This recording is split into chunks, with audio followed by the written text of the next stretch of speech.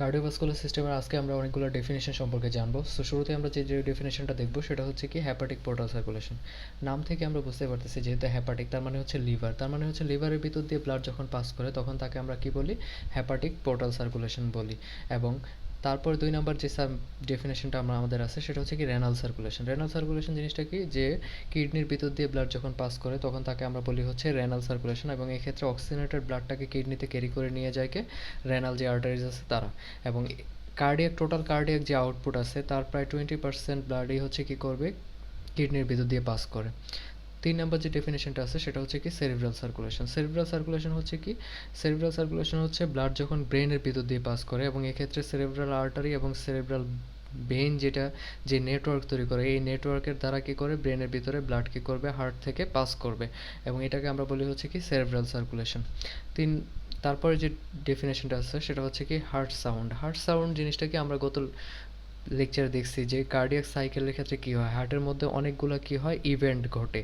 তার মানে হচ্ছে হার্টের মধ্যে কি হয়, কন্ট্রাকশন রিল্যাক্সেশন হয়, এবং এবং কার্ডিয়াক সাইকেল কি হয়, কমপ্লিট হয়। এবং এই কার্ডিয়াক সাইকেল কমপ্লিট হওয়ার ফলে হার্ট যেহেতু কি করে, হার্টের মাসেলগুলো ভাইব্রেট করে, এই ভাইব্রেট করার ফলে আমরা কি করি, যে সাউন্ড অডিবল যে সাউন্ডটা শুনতে পাই, তার মানে হচ্ছে যে সাউন্ডটা আমরা শুনি সেটাকে আমরা বলি হচ্ছে কি হার্ট সাউন্ড বলে।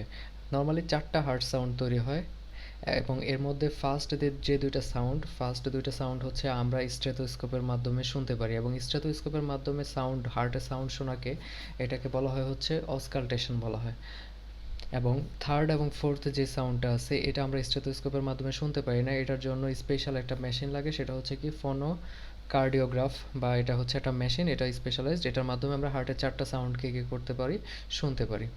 এক্ষেত্রে প্রথম যেই সাউন্ডটা S1 বা সাউন্ড 1 যেটা, সেটা হচ্ছে শুনতে একটা লাভ টাইপ একটা সাউন্ড হয়, এবং এটা হয় নর্মালি আমাদের যে অ্যাট্রিওভেন্ট্রিকুলার যে দুইটা বাল্ব আছে, ট্রাইকাসপিড এবং বাইকাসপিড বাল্ব, তারা যখন কি হয়ে যায়, ক্লোজ হয়ে যায়, তখন এই সাউন্ডটা আমরা শুনতে পাই। S2 যে বাল্বটা আছে সেটা হচ্ছে ডাব, এই টাইপের একটা সাউন্ড হয়, এবং এই ক্ষেত্রে আমরা যে সেমিলুনার যে দুইটা ভালভ আছে আমাদের, একটা হচ্ছে পালমোনারি আর একটা হচ্ছে এওরটার মুখে যে থাকে অর্ধচন্দ্রাকার, সেই দুইটা বাল্ব যখন ক্লোজ হয়ে যায় তখন হচ্ছে আমরা 2 নাম্বার সাউন্ড শুনতে পাই। আর 3 নাম্বার সাউন্ডটা শুনতে পাই আমরা যখন হচ্ছে কি ব্লাড যখন ভেন্ট্রিকল আর্টারি অ্যাট্রিয়া থেকে ভেন্ট্রিকলের দিকে পাস করতে থাকে, তখন মাইল্ড একটা সাউন্ড বা আস্তে একটা সাউন্ড তৈরি হয়, যেটা হচ্ছে 3 নাম্বার সাউন্ডটা। 4 নাম্বার সাউন্ডটা তৈরি হয়, এটাও আস্তে তৈরি হয়, এবং এটা হচ্ছে অ্যাট্রিয়া যখন কি করে কন্ট্রাক্ট করে তখন হচ্ছে এই সাউন্ডটা তৈরি হয়। এবং এই সাউন্ডগুলোর খুবই ক্লিনিক্যাল সিগনিফিক্যান্স আছে, বা আমরা যদি ক্লিনিক্যাল পয়েন্ট অফ ভিউ থেকে দেখি তাহলে এটা খুবই গুরুত্বপূর্ণ। যেমন হচ্ছে বাল্বের মধ্যে যদি কোনো ধরনের প্রবলেম থাকে, ডিজিজ হয়, তখন আমরা এই সাউন্ডগুলোর নেচার থেকে আমরা বুঝতে পারবো যে তার বাল্বের কোনো প্রবলেম আছে কিনা, অথবা কনজেনিটাল অনেক নিউবর্ন বেবিদের ক্ষেত্রে দেখা গেছে কি থাকে, অনেক ধরনের হার্টের প্রবলেম থাকে। যেমন একটা হচ্ছে প্যাটেন্ট ডাক্টাস আর্টারিওসাস নামক একটা ডিজিজ আছে, যে ক্ষেত্রে এই ডিজিজটার ক্ষেত্রে যেটা হয় যে তার যেই ভেন্ট্রিকলগুলো আছে, দুইটা ভেন্ট্রিকলের মাঝখানে যে তার সেপ্টামটা আছে বা যে টিস্যুটা আছে, যে ভেন্ট্রিকলগুলোকে ডিভাইড করতেছে রাইট এবং লেফট ভেন্ট্রিকল, এই সেপ্টামটার মধ্যে কি থাকে, ছিদ্র থাকে। এক্ষেত্রে তার অক্সিজেনেটেড এবং কার্বন ডাইঅক্সাইড কন্টেনিং ব্লাডগুলো কি হয়ে যায়, মিক্স আপ হয়ে যায়।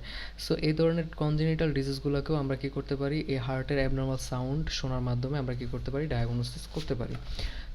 তারপরে যে ডেফিনেশনটা আছে সেটা হচ্ছে পালস। পালস জিনিসটা কি, পালস আমরা নর্মালি যেভাবে মেজার করি, যে আমরা বলি যে বাম হাতের বাম পাশে যদি আমরা দুইটা ফিঙ্গারকে কী করি, টাচ করে রাখি, তাহলে আমরা কি করি, দেখতে পাই যে আমাদের যে আর্টারিটা আছে সেটা কি হচ্ছে, একবার কন্ট্রাক্ট হচ্ছে আর একবার রিল্যাক্স হচ্ছে, এবং এটা আমরা ভাইব্রেশনটা আমরা বুঝতে পারি, এবং এই জিনিসটাকে আমরা বলি হচ্ছে কি পালস বলি। এবং এটা লেফট হ্যান্ডের ক্ষেত্রে হচ্ছে লেফট পাশে, এবং রাইট হ্যান্ডের ক্ষেত্রে হচ্ছে রাইট পাশে। আমরা যদি দুইটা ফিঙ্গার দিয়ে আমরা কি করি, টাচ করি, তাহলে আমরা এই কন্ট্রাকশন রিল্যাক্সেশনটা আমরা বুঝতে পারি, এবং এটা হচ্ছে পালস বলি আমরা। এবং এটা হচ্ছে পার মিনিটে প্রায় নর্মালি 60 থেকে 90টা পালস কি করবে, তৈরি করবে, নর্মাল রেঞ্জ।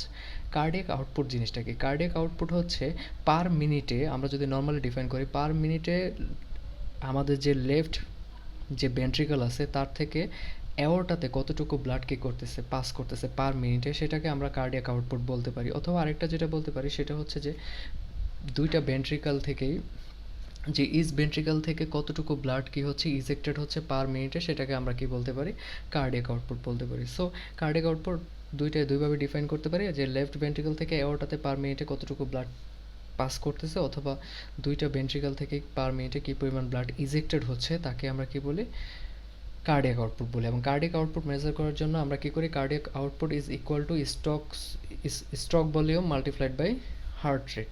তার মানে হচ্ছে হার্ট রেট দ্বারা আমরা যদি স্ট্রোক ভলিউমটাকে মাল্টিপ্লাই করি তাহলে আমরা কি পাবো, কার্ডিয়াক আউটপুট পাবো, যে পার মিনিটে তার বডি থেকে হার্ট থেকে কি পরিমাণ ব্লাড কি হচ্ছে বের হয়ে যাচ্ছে।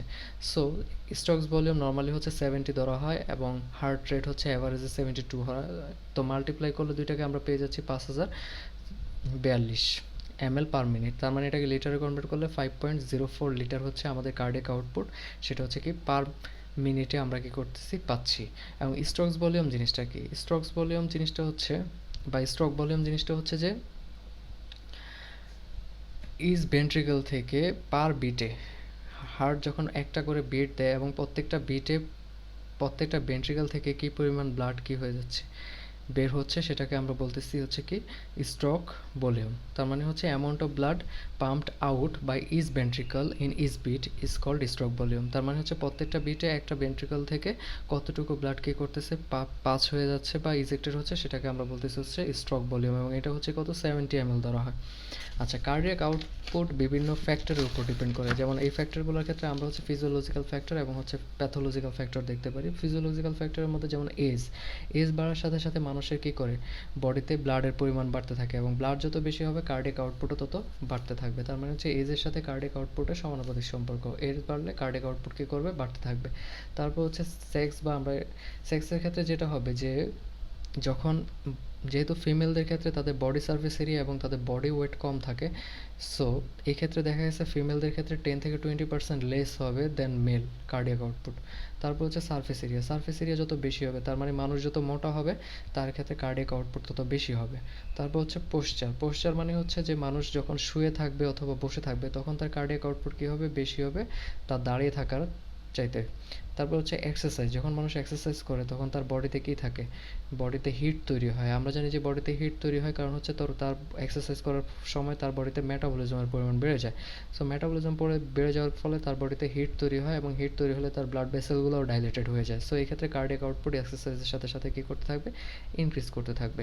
ইমোশন এবং টেম্পারেচারের সাথেও কী থাকে, কার্ডিয়াক আউটপুটটা ডিপেন্ডেন্ট। টেম্পারেচারটা আমরা অলরেডি বলছি যে টেম্পারেচার বাড়লে কী হবে, ব্লাড ভেসেলগুলো যেহেতু কী হয়ে যায়, প্রসারিত হয়ে যায়, সো এই ক্ষেত্রে কার্ডিয়াক আউটপুট বেশি হবে। ইমোশনের ক্ষেত্রে যা দেখা গেছে যে ভয় পেলে মানুষের শরীর ঠান্ডা হয়ে যায় তখন কার্ডিয়াক আউটপুট কমে যাবে।